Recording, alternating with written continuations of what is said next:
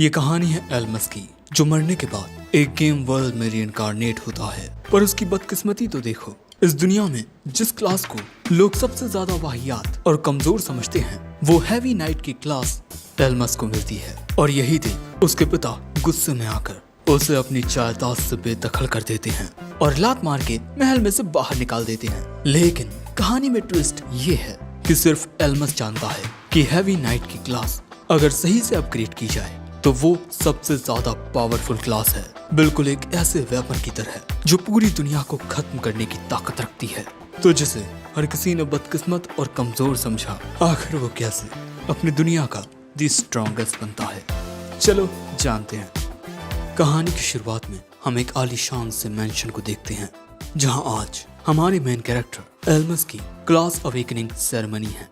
Elms के पिता कहते हैं, ज्यादा परेशान मत हो एल्मस, तुम मेरे बेटे हो। मैं जानता हूँ तुम्हें एक बहुत ही लाजवाब क्लास मिलेगी। जिसके बाद प्रीस्ट इस रिचुअल को शुरू करते हैं और यहाँ एल्मस हमें बताता है कि वो इस दुनिया में रीइंकार्नेट हुआ है। अपनी पिछली दुनिया में वो एक मैजिक वर्ल्ड नाम के VR गेम को पागलों की तरह सुबह से लेकर शाम तक हमेशा बस खेलता रहता था और एक एक्सीडेंट में मरने के बाद वो उसी दुनिया में रीइंकार्नेट हो गया। जिसके बाद ये रिचुअल खत्म होता है और अब एल्मस अपनी स्टेटस विंडो में अपनी क्लास देखता है, जो होती है हैवी नाइट। वो बहुत ही ज्यादा खुश होकर इसके बारे में अपने पिता को बताता है, मैं एक हैवी नाइट हूँ। पर ये सुनते ही उसके पिता गुस्से में कहते हैं, जरा सही से देखो, वो जरूर से मास्टर स्वॉर्ड्समैन होगा। ये सुन एल्मस को याद आता है कि इस दुनिया में हैवी नाइट क्लास को सबसे ज्यादा कमजोर समझा जाता है, क्योंकि कोई भी उसकी असली ताकत को नहीं जानता। जिसके बाद उसके पिता खुद एल्मस की क्लास देखते हैं और ये देख उन्हें बहुत गुस्सा आता है। मेरा बेटा एक मामूली सा हैवी नाइट, आखिर ये कैसे मुमकिन है?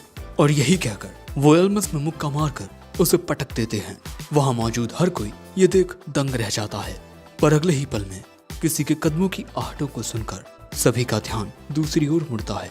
हम यहाँ एक लड़की को आते देखते हैं। सभी लोग आपस में बात करते हैं कि ये लड़की कौन है, ये तो बहुत सुंदर है। दोस्तों, ये एडवॉन ब्रांच फैमिली की है, यानी कि जो मेन फैमिली है एडवॉन, उसकी कई सारी ब्रांचेस हैं। यानी कि तुम उसे एडवॉन का छोटा घराना समझ सकते हो। और ये उन्हीं छोटे घरानों में से एक की बेटी है और इसका नाम मेलिस है। बचपन में ये और एल्मस कई बार एक दूसरे से मिले हैं, पर जैसे जैसे ये बड़े हुए, इनके स्टेटस की वजह से इनका आपस में बातचीत करना लगभग बंद हो गया। अब आज मेलिस भी यहाँ पर अपनी अवेकनिंग सेरेमनी करवाने आई है। लेकिन आज अवेकनिंग सेरेमनी सिर्फ एल्मस की होने वाली थी, पर इसके बावजूद भी एल्मस के पिता सेरेमनी की इजाजत दे देते हैं। अब प्रीस्ट मेलिस की अवेकनिंग सेरेमनी करता है और इसके बाद हम देखते हैं कि मेलिस की क्लास मास्टर स्वॉर्ड्समैन की है। और इसके बाद मेलिस एल्मस को बहुत नीचा दिखाते हुए उससे कहती है, मास्टर स्वॉर्ड्समैन तुम तो नहीं बन पाए, पर देखो ये क्लास तो मुझे मिल गई। ये बात सुन एल्मस के पिता कहते हैं, वाह लाजवाब, सच में तुम हमारे एडवॉन घराने की ही एक बेटी हो। मेलिस, आज से तुम मेरी बेटी हो और मेरे घराने की वारिस भी। ये बात सुन एल्मस के होश उड़ जाते हैं। और इसके बाद मेलिस कहती है, पिताजी मुझे ना शुरुआत से ही लगता था कि एल्मस आपका वारिस बनने के लायक नहीं है। उसके पिता कहते हैं, एल्मस मैं तुमसे बहुत निराश हुआ हूँ, आज से तुम मेरे बेटे नहीं हो। ये मेंशन छोड़कर अभी निकल जाओ। एल्मस देखता है कि अब वो यहाँ बिल्कुल अकेला पड़ चुका है। एल्मस अपने पिता को समझाने की कोशिश करता है कि हैवी नाइट एक बहुत ही स्ट्रॉन्ग क्लास है, पर उसके पिता उसकी एक नहीं सुनते और कहते हैं कि तुम हमारे एडवॉन खानदान पर एक कलंक हो, यहाँ से निकल जाओ। और खबरदार, जो बाहर कहीं पर भी हमारे खानदान का नाम इस्तेमाल किया, मैं तुम्हारी जान ले लूंगा। और ये कहकर उसके पिता यहाँ से जाने लगते हैं। ये सब देख मेलिस बहुत खुश होती है। बेचारा एल्मस, अब उसके साथ कोई भी नहीं है। जिसके बाद तूफानी रात में हम एल्मस को भीगता हुआ देखते हैं। एल्मस का बटलर उसे कुछ सिक्के दे देता है, जिससे कुछ वक्त के लिए एल्मस का गुजारा चल जाएगा। जिसके बाद एल्मस यहाँ से चला जाता है और उसे जाते हुए देख मेलिस बहुत खुश हो रही थी। जिसके बाद हमें एक टाउन दिखाया जाता है और ये टाउन हमें बहुत अच्छे से दिखाया जाता है। और इस टाउन में हमें बहुत सारे लोग देखने को मिलते हैं और कुछ लोगों को बहुत अच्छे से भी दिखाया जाता है, जैसे ये पीले बालों वाला लड़का और ये नीले बाल वाली लड़की। जिसके बाद हम एल्मस को देखते हैं, जो एक घोड़ा गाड़ी से इसी टाउन में आ चुका है। अब यहाँ आकर वो एक होटल में एक कमरा लेता है। एक ही दिन में मुझसे मेरा सब कुछ छीन लिया गया, पर अभी भी मेरे पास मेरी क्लास है, the strongest heavy knight class. पर अगर मैं इस दुनिया को देखूं तो ये दुनिया गेम की दुनिया से बहुत अलग है।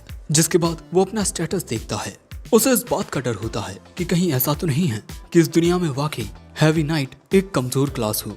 पर अपनी क्लास की सारी स्किल्स देखने के बाद वो चैन की सांस लेता है। वैसे अभी एल्मस के पास 5 स्किल पॉइंट्स हैं और ये इनिशियल बोनस पॉइंट्स होते हैं जो क्लास अवेकनिंग के टाइम पर मिलते हैं। और इसके बाद जैसे जैसे आपका लेवल अप होगा आपके स्किल पॉइंट्स भी इंक्रीज होते जाएंगे।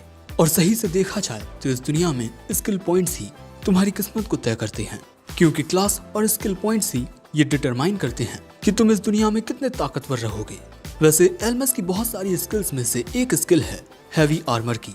वैसे इसी स्किल को इस दुनिया में हैवी नाइट में सबसे ज्यादा कमजोर माना जाता है, लेकिन असल बात तो ये है कि इस दुनिया में लोगों को इसका सही इस्तेमाल करना नहीं आता। और इसके बाद हैवी नाइट की एक और एबिलिटी है डिफेंस बूस्टर। ये आपके डिफेंस को इंक्रीज कर देता है। और इसके बाद जो एबिलिटी आती है वो है बिगिनर स्वॉर्ड्समैन। ये भी काफी अच्छी स्किल है क्योंकि इसमें लेवल अप करके आप एक एडवांस स्वॉर्ड्समैन बन सकते हैं। लेकिन यहाँ एल्मस अपने स्किल पॉइंट से अपनी हैवी आर्मर की स्किल को इंक्रीज करता है, जिससे यहाँ हैवी आर्मर की एक एबिलिटी अनलॉक हो जाती है, रैम्पार्ट रिफ्लेक्शन। अब अगले सीन में हम देखते हैं कि एल्मस एक बहुत ही धांसू आर्मर पहनकर जंगल में जाता है। अब जंगल में थोड़ा आगे बढ़ते ही उसे एक बहुत ही खूबसूरत नजारा दिखता है, जिसका थोड़ा लुत्फ उठाकर वो आगे बढ़ जाता है। लेकिन थोड़ा आगे बढ़ते ही उसे कुछ आवाज सुनाई देती है और अगले ही पल में उसके सामने एक फ्रॉग मॉन्स्टर आ जाता है। दोस्तों, ये है लेवल 2 का मॉन्स्टर राना और ये एल्मस पर हमला कर देता है। पर यहाँ एल्मस अपनी रैम्पार्ट रिफ्लेक्शन स्किल का यूज करके बहुत ही आसानी से इस मॉन्स्टर को खत्म कर देता है, जिससे एल्मस का लेवल अप हो जाता है और वो लेवल 2 पर आ जाता है। जिसके बाद एल्मस उस मॉन्स्टर का मैजिक स्टोन उठा लेता है, जिसे वो गिल्ड में बेच सकता है। पर तभी एल्मस को किसी की आवाज सुनाई देती है, कोई मदद के लिए चिल्ला रहा था। जिसके बाद हम एक बंदे को पागलों की तरह भागते देखते हैं। तभी एल्मस उसकी मदद के लिए उसके पास पहुंच जाता है। जिसके बाद हम देखते हैं कि यहाँ पर होते हैं बहुत ही सारे फ्रॉग मॉन्स्टर्स। एल्मस कहता है, मैं इन्हें संभालता हूँ, तुम पीछे रहना। ये सुन वो बंदा कहता है, क्या तुम कोई बहुत ही ताकतवर एडवेंचरर हो? एल्मस कहता है, ना, मैं 2 मिनट पहले लेवल 2 पर आया हूँ। ये सुन वो बंदा कहता है, अब तो मेरा खेल खत्म। अब मैं अपनी गर्लफ्रेंड को कैसे बताऊं कि मैं उससे शादी नहीं कर पाऊंगा, क्योंकि मुझ पर फैमिली प्रेशर है। मेरी एक सुंदर बीवी और 2 प्यारे बच्चे मुझे उससे शादी नहीं करने देंगे। एल्मस भी यहाँ एक पल के लिए सोच में पड़ जाता है कि वो इतने सारे मॉन्स्टर्स को कैसे हराएगा। पर जैसे ही ये सभी मॉन्स्टर्स उस पर हमला करते हैं, एल्मस अपनी पूरी पावर से रैम्पार्ट रिफ्लेक्शन स्किल का यूज करता है, जिससे सभी मॉन्स्टर्स घायल होकर पीछे फेंकने लगते हैं। वो बंदा ये देख हैरान हो जाता है कि इसने कितनी आसानी से उन सभी मॉन्स्टर्स को हरा दिया। आखिर तुम हो कौन? ये सुन एल्मस याद करता है कि किस तरह उसके पिता ने उसे अपनी पूरी जायदाद, यहाँ तक कि उसके फैमिली नेम से भी बेदखल कर दिया है। इसीलिए अब प्रेजेंट में एल्मस कहता है, मैं हूँ एल्मस द हैवी नाइट। जिसके बाद हम देखते हैं कि वो सारे मॉन्स्टर्स मरने के बाद भाप बनकर उड़ जाते हैं, जिससे एल्मस को मिलते हैं बहुत सारे मैजिक स्टोन्स। साथ ही उसका लेवल अप भी होता है। अब वो लेवल 8 पर पहुंच चुका है। अब इसके बाद ये बंदा कहता है, वैसे मेरा नाम आरस है और मैं लेवल 3 पर हूँ और आज तुमने मेरी जान बचाई है, इसके लिए तुम्हारा बहुत बहुत शुक्रिया। वैसे एल्मस, अगर तुम चाहो तो हम एक साथ मिलकर अपनी पार्टी बना सकते हैं। तुमने भी अभी एडवेंचरिंग शुरू ही की है तो तुम्हारे लिए भी ये काफी अच्छा रहेगा, एक पार्टी में शामिल होना, क्योंकि तुम्हारी हैवी नाइट की एक डिफेक्टिव क्लास है। मे बी अगर हम साथ मिल जाएं तो हम बहुत ग्रोथ कर सकते हैं। पर यह सुन एल्मस को याद आता है कि किस तरह उसके पिता ने उसकी डिफेक्टिव क्लास की वजह से उसे लात मार के घर से निकाल दिया था। इसीलिए अब प्रेजेंट में एल्मस कहता है, ना, मुझे अकेले काम करना ज्यादा पसंद है। आरस एल्मस को समझाने की कोशिश करता है कि अगर ये दोनों एक साथ मिलकर ऐसे मिशंस करेंगे तो ये दोनों ही बहुत तेजी से लेवल अप कर सकते हैं। अब दोस्तों, यहाँ आरस का कहना बिल्कुल सही है, क्योंकि एल्मस की जो हैवी नाइट की क्लास है वो दुश्मनों का ध्यान अपनी ओर खींचकर अपने पार्टी मेंबर्स की हेल्प करने में बहुत इफेक्टिव होती है। पर इसमें एक प्रॉब्लम है कि आपके जितने ज्यादा पार्टी मेंबर्स होंगे आपको अपनी एक्सपी उतनी ही ज्यादा शेयर करनी पड़ेगी, जिससे लेवल अप करना मुश्किल हो जाएगा। इसके अलावा एक हैवी नाइट होने की वजह से दूसरे भी उसकी बातों को ज्यादा सीरियस नहीं लेंगे। और सबसे ज्यादा इम्पोर्टेंट, वो अपने टाइम को वेस्ट नहीं करना चाहता। वो अपनी हैवी नाइट की क्लास को जल्द से जल्द स्ट्रॉन्ग बनाना चाहता है। अब इसके बाद जब ये लोग यहाँ से जा रहे थे, रास्ते में भी आरस एल्मस को समझाता रहता है कि ये उन दोनों के ही लिए काफी फायदेमंद हो सकता है। पर अगले ही पल में चलते हुए एल्मस रुक जाता है क्योंकि उसे कुछ सेंस होता है। अचानक से जंगल में माहौल काफी बदलने लगता है और अगले ही पल में जंगल के शांत सन्नाटे में से कोई चीज बहुत तेजी से बाहर निकलती है, जिसके बाद हम देखते हैं कि ये होता है एक जाइंट स्पाइडर मॉन्स्टर जो सीधा इन दोनों के सामने आकर खड़ा हो जाता है। आरस तो उसे देख इतना घबरा जाता है कि वो वहीं गिर पड़ता है, जिसके बाद हम देखते हैं कि ये है लेवल 16 का एरियन टाइप और इस मॉन्स्टर के पास 2 खतरनाक एबिलिटी हैं। ये आग का भी इस्तेमाल कर सकता है और जहर का भी, और इसके खिलाफ एल्मस की रैम्पार्ट रिफ्लेक्शन स्किल बिल्कुल बेकार है। अब आरस यहाँ कहने लगता है कि मेरे ही चिल्लाने की वजह से इस मॉन्स्टर ने हमें देख लिया और ये हम तक आ गया, ये सब मेरी गलती है। लेकिन इसके बाद आरस कांपते हुए एल्मस के सामने खड़ा होकर कहता है, मैं इसे रोकने की कोशिश करता हूँ, तुम भाग जाओ। पर कांपते हुए आरस को पीछे करते हुए एल्मस कहता है, तुम पीछे हटो, मैं इसे संभालता हूँ। आरस कहता है, तुम जैसा एक नौसिखिया इसका सामना नहीं कर पाएगा, तुम्हारा इसे हरा पाना नामुमकिन है। पर हम देखते हैं कि एल्मस अपने सेवल स्किल पॉइंट्स को अपने हैवी आर्मर की एबिलिटी में इन्वेस्ट कर देता है। वैसे ये स्किल पॉइंट्स इतना ज्यादा लेवल अप करने की वजह से एल्मस को मिले हैं। अब एल्मस के ऐसा करने से उसे एक और स्किल मिलती है, डिसआर्म, और ये स्किल एल्मस के दुश्मन के अटैक की पावर को कम कर देगी, बस कुछ वक्त के लिए। और इसके बाद एल्मस इस स्पाइडर मॉन्स्टर से लड़ने के लिए तैयार हो जाता है। अगले ही पल में वो मॉन्स्टर तेजी से एल्मस की ओर बढ़ता है। एल्मस उसके हमले से काफी पीछे खिसक जाता है, जिसके बाद वो स्पाइडर फिर से उछलते हुए एल्मस की ओर जाता है और फिर इन दोनों के बीच लड़ाई शुरू होती है। ये दोनों एक दूसरे पर हमले करते हैं, लेकिन इसके बाद वो स्पाइडर अपनी एक पावर का यूज करता है। वो सीधा एल्मस के ऊपर पॉइजन बीम से अटैक करता है। एल्मस जानबूझकर इस हमले को अपने ऊपर ले लेता है, पर अगले ही पल में वो उस मॉन्स्टर के ऊपर अपनी डिसआर्म स्किल का यूज करता है, उस पर एक हमला करके।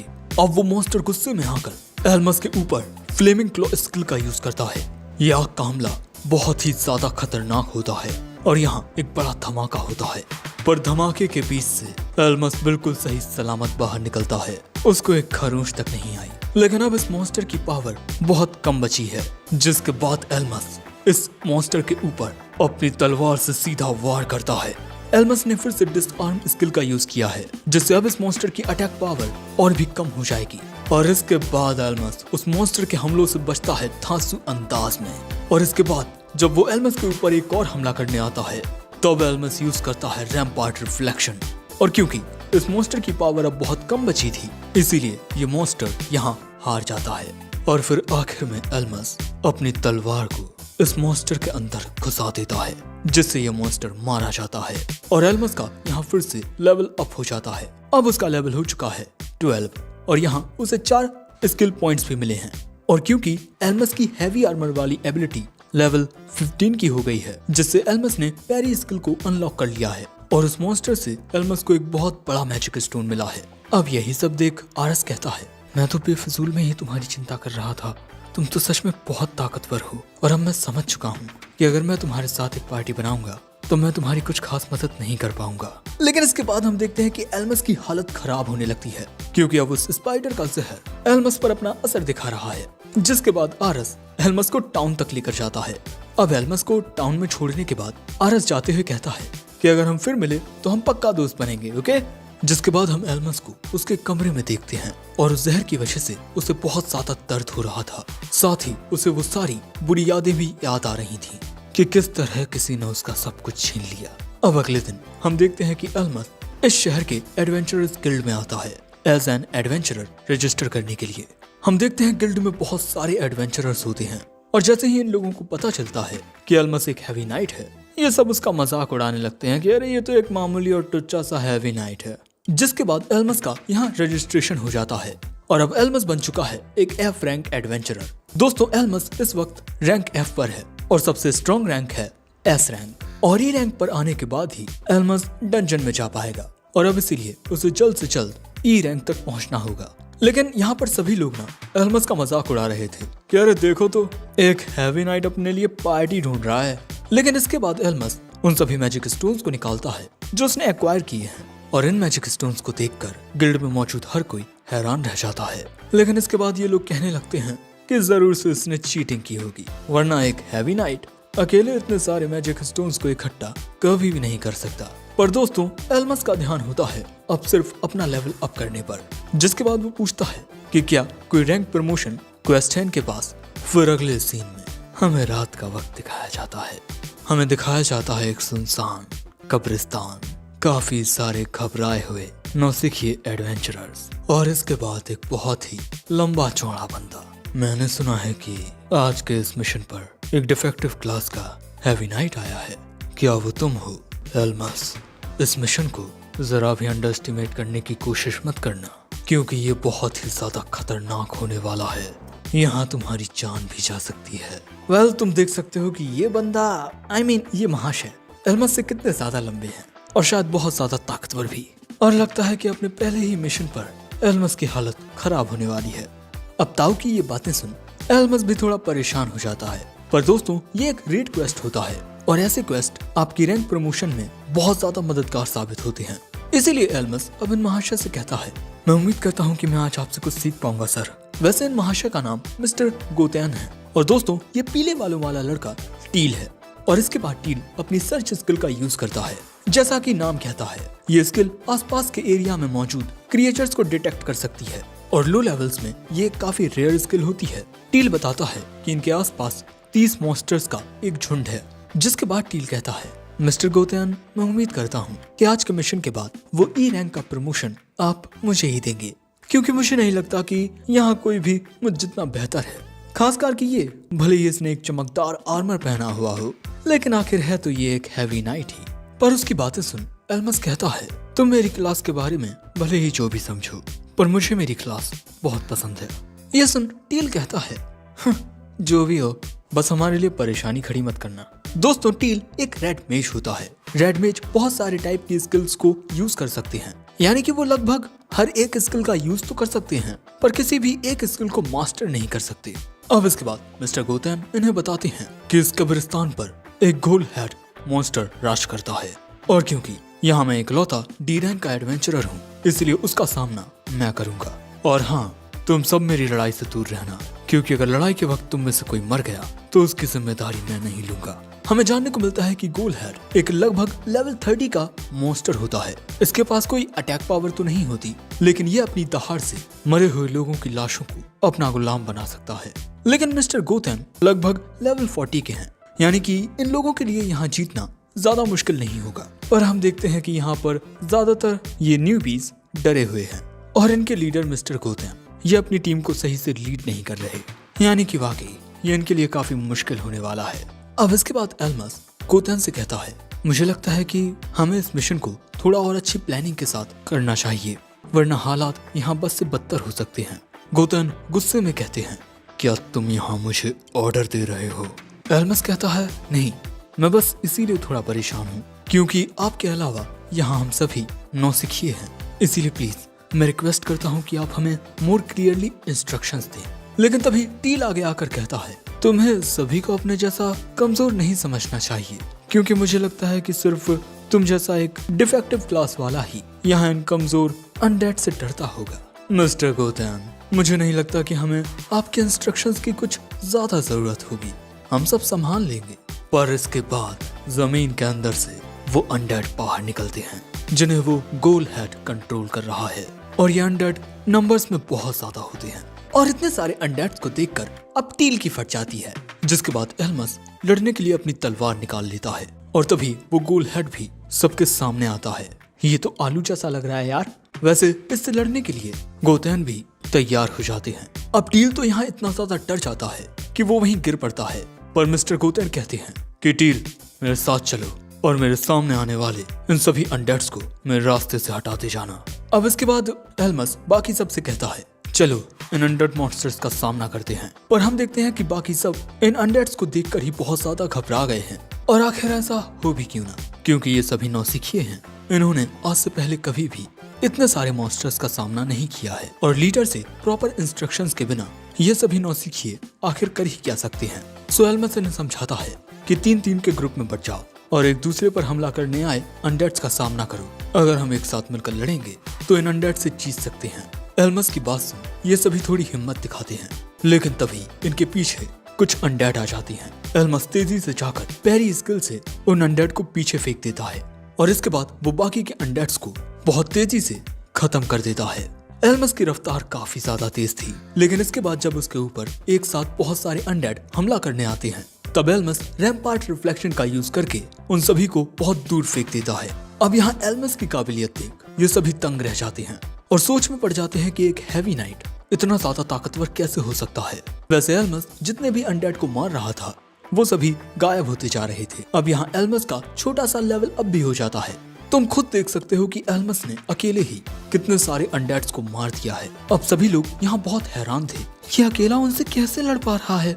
अब मुझे तो उन अनडेड से ज्यादा इससे डर लग रहा है। नेक्स्ट सीन में हम देखते हैं कि अब ये सभी अनडेड्स का सामना कर रहे हैं और इन सभी ने एक साथ मिलकर यहाँ मौजूद लगभग सारे अनडेड्स को खत्म कर दिया है। जिसके बाद ये लोग कहते हैं कि क्या हमें मिस्टर गोतेन की मदद के लिए चलना चाहिए। एल्मस कहता है गोलहेड हमसे बहुत ज्यादा ताकतवर है, मिस्टर गोतेन को ही उसका सामना करने दो, वो उसे अकेले हरा सकते हैं। दूसरी ओर हम देखते हैं कि उस गोलहेड और मिस्टर गोतेन की फाइट चल रही है और यहाँ पर मिस्टर गोतेन गोलहेड पर भारी पड़ रहे हैं। वो उसके हमलों से बचकर उसे काफी दूर पटक दे रहे हैं। अब खुद को हारता हुआ देख गोलहेड दहाड़ता है। उसकी दहाड़ से कुछ अनडेड आकर मिस्टर गोतेन को पकड़ लेते हैं, पर बहुत ही आसानी से मिस्टर गोतेन खुद को छुड़ा लेते हैं और कहते हैं टील इन अनडेड्स को मेरे सामने से हटाओ। पर टील की तो फटी पड़ी थी, साथ ही उसके साथी की भी। अब जैसे ही पल भर के लिए मिस्टर गोतेन का ध्यान भटकता है वो मॉन्स्टर उन पर हमला कर देता है, पर उसके हमले से बचकर मिस्टर गोतेन उस पर एक काफी पावरफुल अटैक करते हैं जिससे वो मॉन्स्टर दर्द के मारे तड़पने लगता है और अब उस मॉन्स्टर की पावर भी बहुत कम बची है।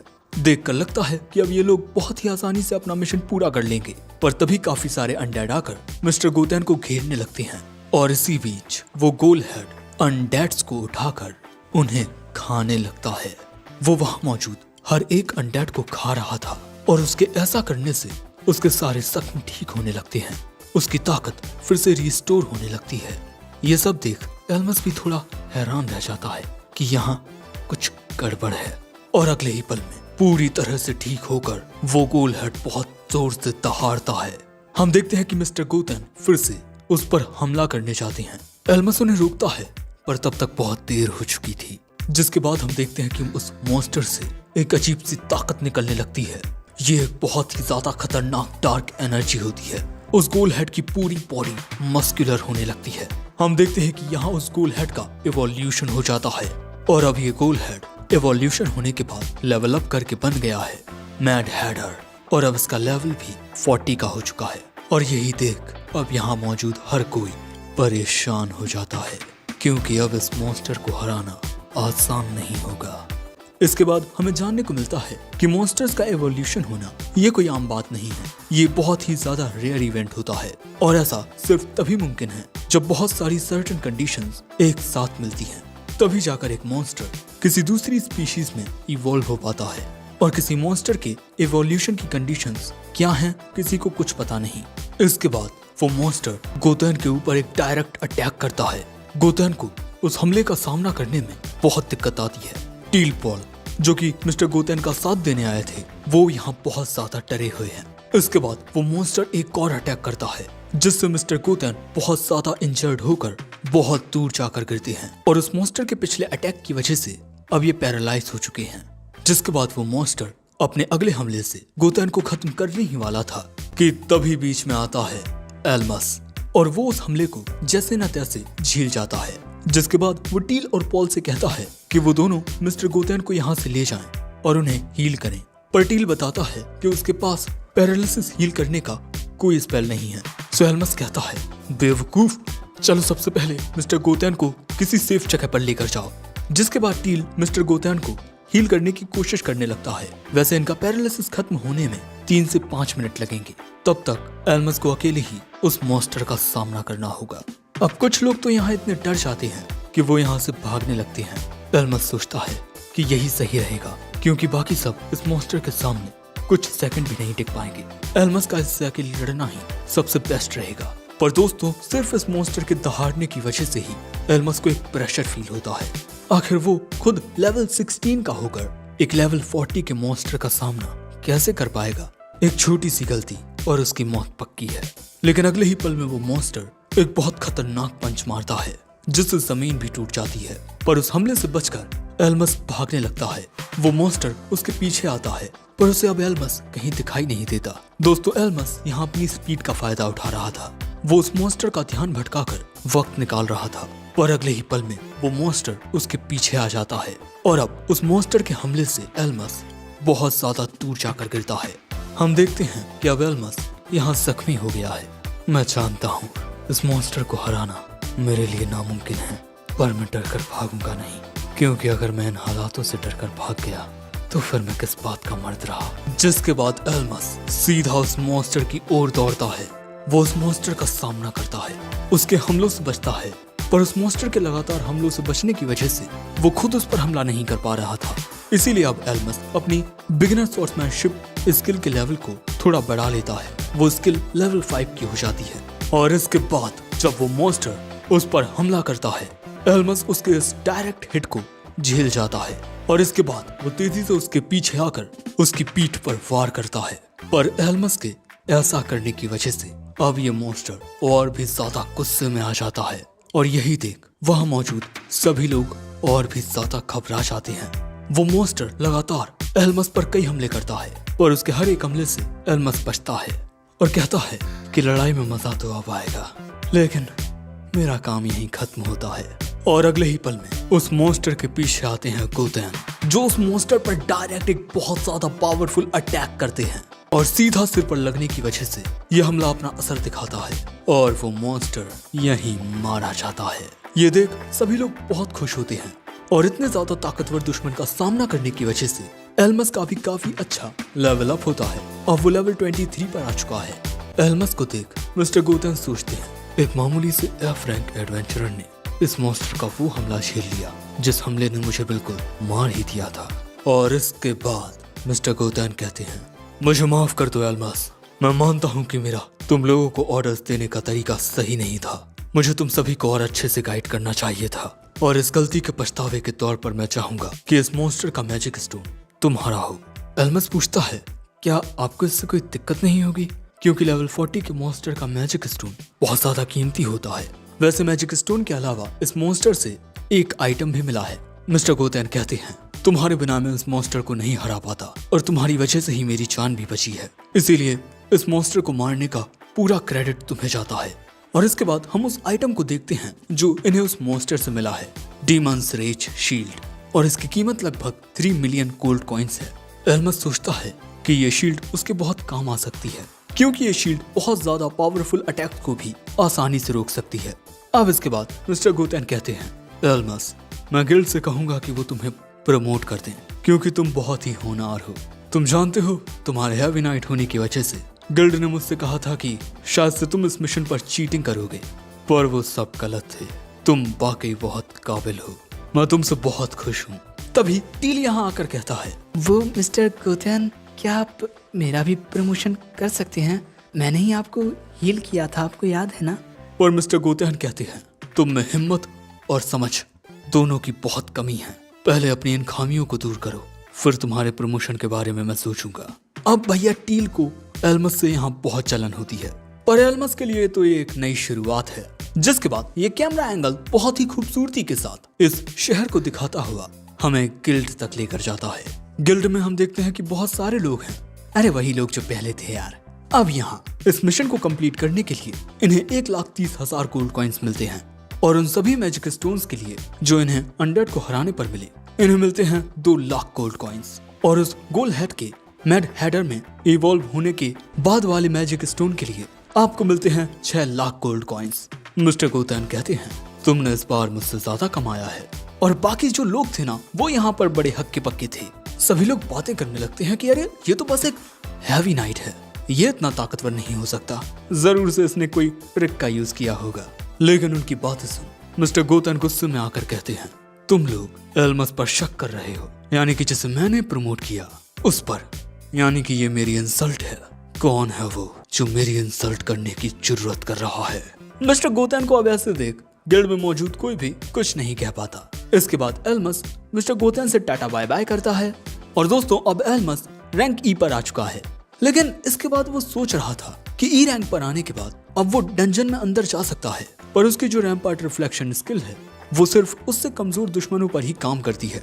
जो ताकतवर दुश्मन होंगे उन पर उस स्किल का कोई असर नहीं होगा। लगता है मुझे उसकी जरूरत पड़ेगी। दोस्तों ये एक इंसैनिटी स्किल बुक है और इसका नाम है अ फैंग ऑफ स्मॉल्डरिंग।